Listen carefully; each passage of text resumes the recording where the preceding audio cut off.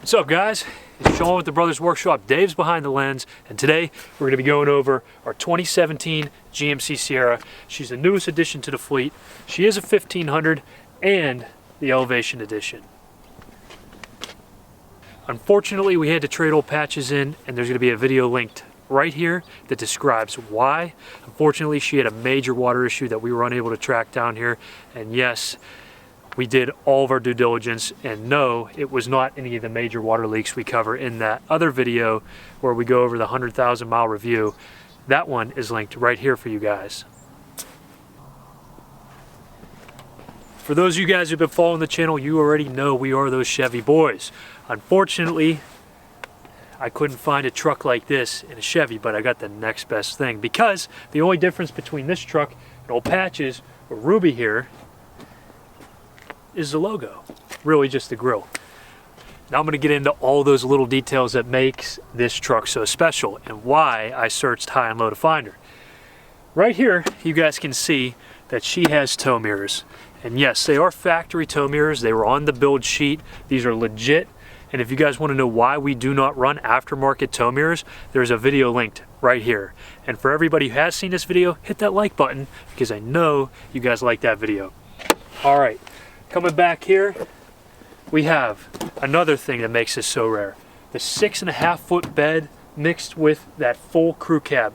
That's right, guys, this is not a double cab. This is the full crew cab. I'm pretty stoked about this. I couldn't find anything like this anywhere near where we're from. I think the closest was about 2.5 hours away, and this one was only about 10 minutes from our house. So I was pretty stoked about this. She has the 20-inch fancy wheels, all blacked out. I believe that's part of the Elevation Edition. And this truck right here is the SLE, and that would be equivalent to the Chevy Silverado's LT. If you come on inside, you can see what I'm talking about here.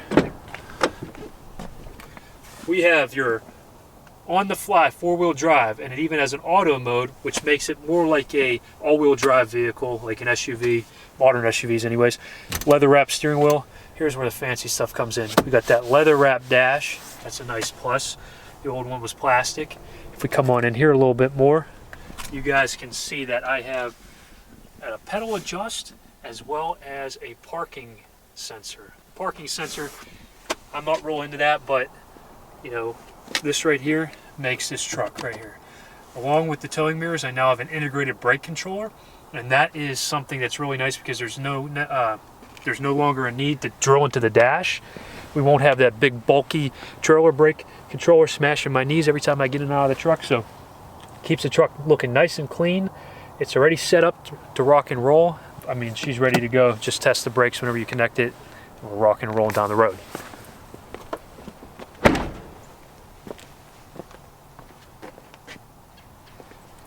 Some of you guys are like, well, you got a new truck. Why'd you get a used one?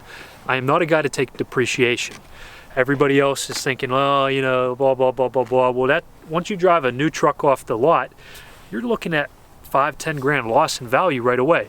So I like to stick with the used ones, not to mention that new body style GMC and Chevy is pretty ugly. Sorry, guys. I don't know who designed that one, but we should have stuck with what you had. You had a good one right here. And I ended up finding this one. So she had 33,000 miles on it. Another reason why I was excited about this. Fun fact, when I was looking at the build sheet, and maybe that's why this one's so rare here, she was built for Canada. There's a big thing on it that says, not built for US market. Hey, I don't know what they're doing up there, why it's different or whatever, but we need to get some more of those long beds down here in the US, mixed with the tow mirrors. If you guys are wondering why we went with the bigger back seat, well, Dave and I here, we're 6 foot plus. We're about 6'4". So that makes it extremely, extremely difficult for somebody to sit in the back of that double cab. In fact, there's once or twice Dave got a little road sick going down to Savannah. It wasn't an easy trip. And after Dave moved back from Dallas, I had to ride in the back of old Ruby there for about 24 hours straight, give or take, whenever I wasn't driving. And it was the most comfortable ride I've had in a long time in a pickup truck. So I was sold on these big back seats. In fact, look how much room there is. I'm ready to hang out, relax. We got all day, right? In fact, You could even have a little bed back there if you want a hot shot or do some urban camping. Huh? No need for that truck tent, right? I'm just kidding. But in all seriousness, if you're like, what truck tent? There's a video linked right here. And if you guys know what I'm talking about, a little hot shot, hit that like button. You'll know exactly what I'm talking about. And I know you appreciate that, because that big back seat means a big old bed for you to kick it with on them long nights.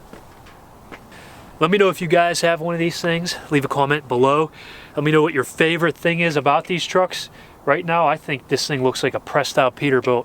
And for everybody who knows what I'm talking about, hit that like button, because if you know, you know, right? The next thing we're gonna do here with this truck is we're gonna get some mud flaps, because boy, this thing kicks some dirt up.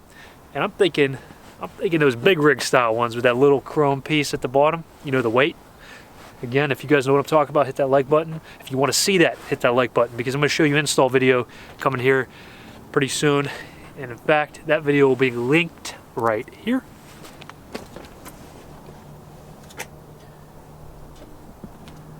Eventually.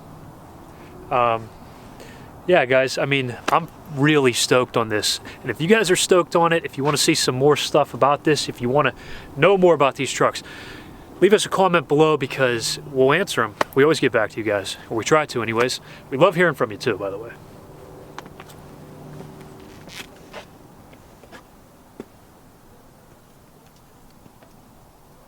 I bought this truck with 33,000 miles, and I already have 37,000 miles because I put her right to work. One was a 500-mile shakedown. It was pretty much the first trip I took with it, where I trailered our little 12-foot trailer out about 500 miles from the shop, round trip, and she did great, man. I felt like I wasn't pulling anything. Unfortunately, with the trailer tow haul mode on, she only got about 10 miles a gallon, 10 to 12, but mostly 10. However, she did great, pulled phenomenal. I didn't even know that trailer was back there. And for everybody who says, you know, you can't trailer with a 1500, you gotta have a 2500, well, it all depends on what you're doing. But the trailer we pulled, it's about 7,000 pound GVW, and this truck is plenty strong enough for something like that. Heck, these trucks are really, really robust, especially with the towing capacities. In fact, Dave even trailered that same 12-foot trailer all the way back from Dallas with old Ruby, who's a 6-cylinder.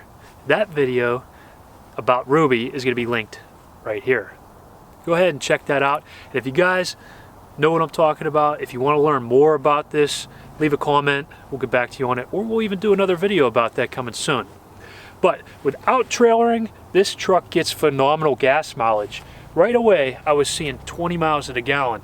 I get, on average, between 17 and 22 miles a gallon, depending upon whether I'm going through the city or hitting highway. Usually on the highway, I'm getting between 20, 22. Now, she's not leveled, and she doesn't have knobby tires.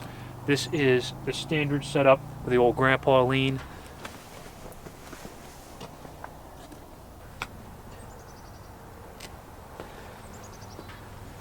This old Grandpa lean with the 275 55 20s, and they're good years.